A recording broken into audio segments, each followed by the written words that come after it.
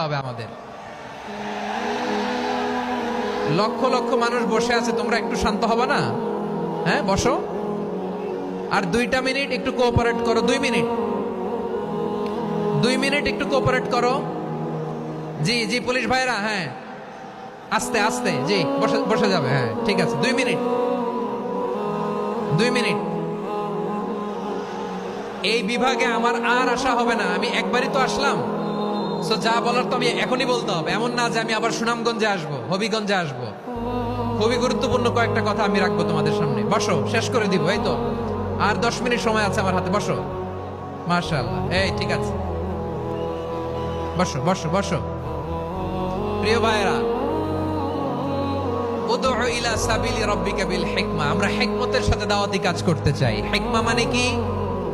হিকমা মানে হচ্ছে knowledge plus common sense equals to হিকমা।